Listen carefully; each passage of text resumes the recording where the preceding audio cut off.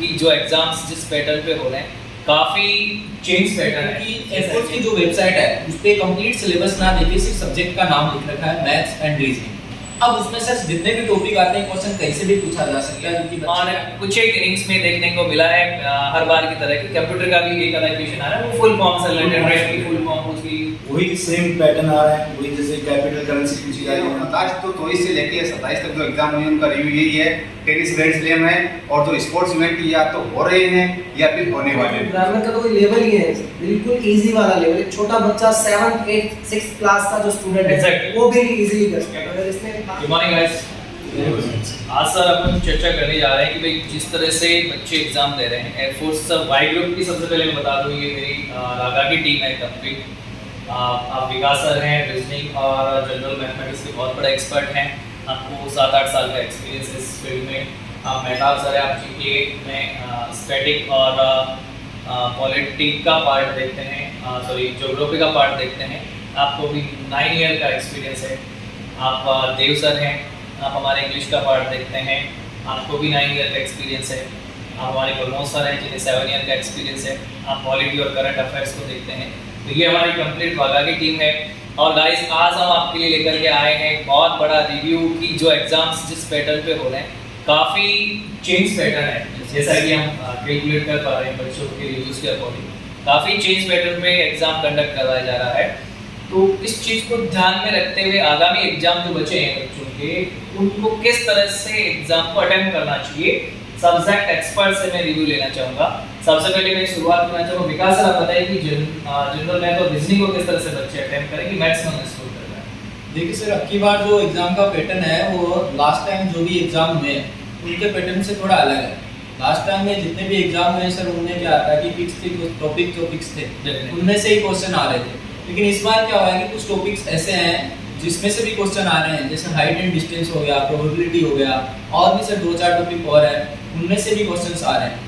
तो मैंने क्लास में भी पहले भी बताया है कि अब की बार कुछ अलग हो सकता है और जो सिलेबस है उसके बाहर से भी कुछ पूछा जा सकता है, क्योंकि एयरफोर्स की जो वेबसाइट है उस पर कंप्लीट सिलेबस ना देके सिर्फ सब्जेक्ट का नाम लिख रखा है, मैथ्स एंड रीजनिंग। अब उसमें से जितने भी टॉपिक आते हैं क्वेश्चन कहीं से भी पूछा जा सकता है, क्योंकि बच्चे क्या करते हैं उन्होंने पुराने पेपर के अकॉर्डिंग देखते हैं। तो पुराने पेपर के अकॉर्डिंग उनमें क्या होता है कि वो जो फिक्स टॉपिक्स है उन पे बच्चे ज़्यादा फोकस करते हैं। बिल्कुल, मैंने सर क्लास में भी अभी बताया है कि और एग्जाम से जस्ट 2 दिन पहले ही ऐसे टॉपिक्स के ब्रीफली मैंने उनको डिस्क्राइब भी किया है कि सर ये टॉपिक जो है ये अब की बार आ सकते हैं, तो आप इन पे ज़्यादा फोकस करें। तो बच्चों टेंशन लेने की ज़रूरत नहीं है, जो भी पेपर आए जैसा भी आए थोड़ा टाइम का मैनेजमेंट करके चलें। आपने यदि सब्जेक्ट पढ़ रखा है तो कोई दिक्कत ही नहीं आएगी, किसी भी सब्जेक्ट से ज़्यादा क्वेश्चन आए चाहे किससे कम आए, यदि आपने टाइम का मैनेजमेंट सही कर लिया तो आपका सिलेक्शन। बिल्कुल विकास सर, ये भी बताइए कि ये देखने में आ रहा है कि रीजनिंग के 3-4 क्वेश्चन आ रहे हैं तो मैथ का जो वेटेज बढ़ा के दे रहे हैं।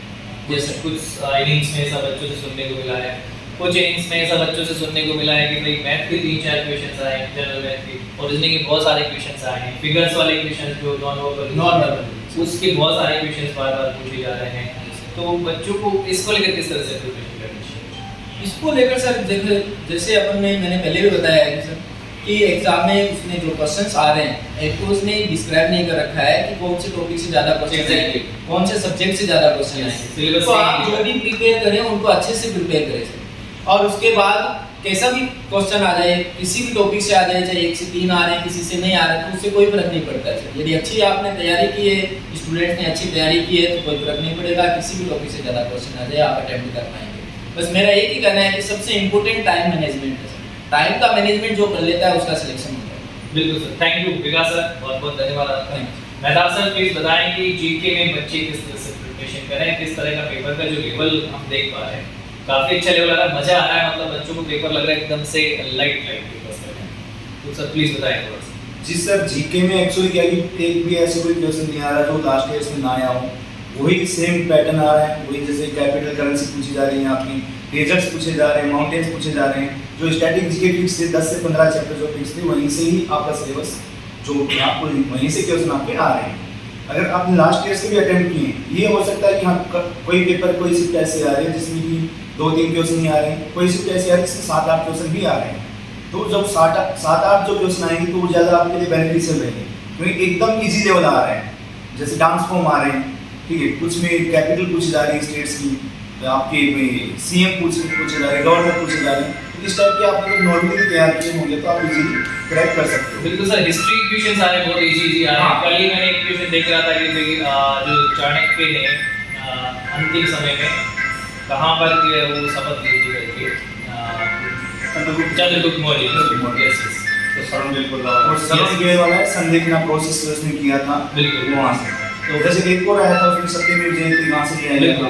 गायत्री मंत्र का है। Yes. इसीलिए ये चीजें आ रही है तो हमारे तो डेली वीडियो के अंदर ये चीजें चलती रहती प्रमोद सर बताएं, करंट अफेयर्स पे बहुत सारे क्वेश्चंस पूछे जा रहे हैं और बच्चे मुझे रिव्यूज नहीं बता रहे कि जो प्रमोद सर ने कराए वो सारे के सारे उसी में से आ रहे हैं। तो आपने किस तरह से बच्चों को बताया सर, किस तरह से प्रिपेयर करवाया और किस तरह की क्वेश्चंस पूछे जा रहे हैं, बच्चों को कौन से क्वेश्चंस पे फोकस करना है एग्जाम के लिए?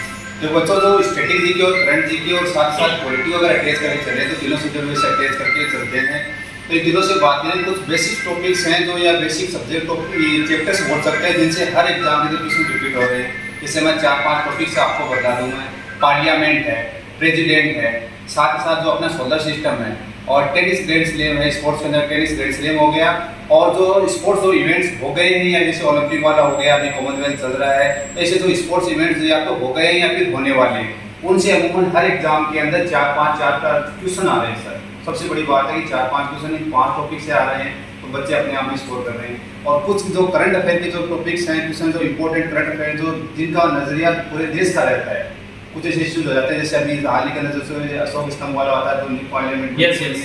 तो ऐसे कुछ इश्यूज ऐसे हैं जिनके ऊपर पूरे देश की नजर रहती है। बिल्कुल, तो बच्चे उससे रिलेटेड हिस्ट्री का क्वेश्चन पूछ लिया। हाउस से रिलेटेड हिस्ट्री का क्वेश्चन पूछ यस लिया गुड, तो स्टोव वगैरह का भी आए एग्जाम के अंदर। बिल्कुल आए। तो कुल मिला के आपका कहने का मतलब है कि ऑल ओवर यदि जीके का रिव्यू देखा जाए तो स्टैटिक पे फोकस करना है एज वेल एज आपको करंट पे सर्टेन टॉपिक्स पे फोकस करेगा बच्चा तो बहुत अच्छा स्कोर और स्पोर्ट्स में करना है तो दो ही चीजें देखनी है और लास्ट तो 24 से लेके 27 तक जो एग्जाम हुई उनका रिव्यू यही है, टेनिस ग्रैंड स्लैम है और जो स्पोर्ट्स इवेंट या तो हो रहे हैं या फिर होने वाले हैं फ्यूचर के अंदर। उनके अलावा आपको अगर ये इतना भी आप कर लेते हो एटलीस्ट 4 क्वेश्चन तो आप पक्का सही करके आ जाओगे। ग्रेट। अगर ज्यादा करने हैं तो और कुछ देख लीजिए, अगर 4 लेने हैं तो ये 4-5 टॉपिक देख लीजिए आप, काफी हो। बिल्कुल सर, थैंक यू। अब हम चलते हैं देव सर के पास। देव सर बताइए इंग्लिश के पेपर जैसे कि हम दोनों मिलकर के इंग्लिश के पेपर का एनालिसिस करते हैं तो आपका ये मानना है कि भाई इंग्लिश में वोकैब का पोर्शन और ग्रामेटिकल पोर्शन से अलग-अलग पैटर्न पे पेपर्स आ रहे हैं, वो पेपर बिल्कुल नहीं आ रहे जो पहले आया करते थे। इतना इजी लेवल आ रहा है, मॉडरेट भी नहीं कर सकते, मॉडरेट से भी डाउन है। बहुत तो easy sir, cake walk paper. बताइए सर किस तरह से बच्चों को आगामी के लिए प्रिपेयर करना है, किससे पेपर आ रहा है? सर तो मेरी नज़र में तो मैं यही कहना चाहूँगा कि एग्जाम का जो पैटर्न अभी आ रहा है एग्जाम का इंग्लिश का उसमें बहुत ही इजी पेपर है, एक्सट्रीमली इजी है, ऐसा पहले प्रीवियस ईयर्स में कभी आया ही नहीं होगा सर। और जो एग्जाम का पैटर्न है उसके अंदर जो वोकैब की अगर बात करते हैं तो वो भी बहुत इजी वाली वोकैब आ रही है। उसमें अगर जो बच्चों को शीट्स वगैरह हमने प्रोवाइड करवाई हुई है सर तो उस शीट में से मोस्टली जो एंटोनिम्स सिनोनिम्स के क्वेश्चन बन रहे हैं, वन वर्ड सब्स्टिट्यूशन के क्वेश्चन बन रहे हैं, बहुत इजी वाला है। उसमें भी अगर बच्चा थोड़ा सा सीरियस हो गया, ठंडे होकर प्रिपरेशन कर रहा है तो मुझे नहीं लगता सर कि किसी भी स्टूडेंट को इस एग्जाम को क्लियर करने में किसी भी तरीके की प्रॉब्लम फेस करनी पड़ेगी। और अगर अपने ग्रामर की बात करें तो ग्रामर का तो कोई लेवल ही है, बिल्कुल इजी वाला लेवल। एक छोटा बच्चा 7th 8th 6th क्लास का जो स्टूडेंट है Exactly. वो भी इजीली कर सकता है। अगर इसमें अगर बात करें सर पैसिव वॉइस की या नरेशन वाला जो पार्ट है या जो इसमें प्रीपोजिशंस वगैरह के क्वेश्चन बन रहे हैं सर बहुत इजी है। पैसेज वाला जैसे सेक्शन आता है सर तो पैसेज में भी बहुत इजी वाले क्वेश्चंस आ रहे हैं, फॉलो अप क्वेश्चंस है और पैसेज में एक एंटोनिम या सिनोनिम पूछा जा रहा है तो वो भी बहुत इजी वाला लेवल है। तो मैं तो स्टूडेंट्स को पर्सनली यही रिकमेंड करूंगा सर कि उनको अपना जो टाइम, जिन बच्चों का इंग्लिश अच्छा है, अच्छा स्कोर कर रहे हैं, प्रिपरेशन भी अच्छी कर रखी है तो उनको इस पे टाइम ज़्यादा नहीं लगाना है और उनको इस इंग्लिश को स्किप करके अगर वो जल्दी इसको फिनिश कर लेते हैं इस पे आने वाले एग्जाम्स में तो वो ज़्यादा फोकस करें उन सब्जेक्ट्स पर जिनकी उनकी कमांड नहीं है, जो वीक सब्जेक्ट है उन पे कमांड करें। और ये इंग्लिश को बिल्कुल बॉदर करने की जरूरत नहीं है, बहुत ही इजी पेपर है, बहुत इजीली आप इसको क्लियर कर सकते हैं। Wish you all the very best. बिल्कुल, थैंक यू सर। अच्छा, एक चीज मैं और बताना चाह रहा था कि जनरल साइंस के एक दो क्वेश्चंस आ रहे हैं, बिल्कुल ही इजी आ रहे हैं। आज जनरल साइंस की मैम अर्चना मैम हमारे बीच में प्रेजेंट नहीं है और कुछ एक इनिंग्स में देखने को मिला है हर बार की तरह कि कंप्यूटर का भी एक अलग क्वेश्चन आ रहा है, वो फुल फॉर्म से रिलेटेड की फुल फॉर्म पूछ ली, यूपीएस की फुल फॉर्म पूछ लिया, ऐसे क्वेश्चंस हमने बच्चों के रिव्यू से प्राप्त कर रहे हैं। तो गाइस हमारा ये मानना है ऑल ओवर हमारी टीम का, ये हमारी रागा की टीम है जिनका मानना है कि भाई आप मैथ पे थोड़ा ज़्यादा फोकस करें और सर नॉन वर्बल रीजनिंग पे थोड़ा ज़्यादा फोकस करें इंस्टेड ऑफ इंग्लिश, और इंग्लिश में फोकस करना है तो वोकैब पे फोकस करें, या वोकैब पे कर सकते हैं। और जीके पे तो फोकस करने की जरूरत नहीं है, जैसा दोनों ही हमारे फैकल्टीज ने बताया, क्योंकि जीके बहुत इजी आ रहा है। तो हमें ऑल ओवर सक्सेस होना है, हमें तो पेपर को पास आउट करना है, तो हमें एक दूसरे सब्जेक्ट को कोऑपरेट करना है। बिल्कुल जेन्युइन रिव्यू हमारी तरफ से, हमारी टीम की तरफ से है। तो guys thank you and wish you all the best for the examination. जय हिंद।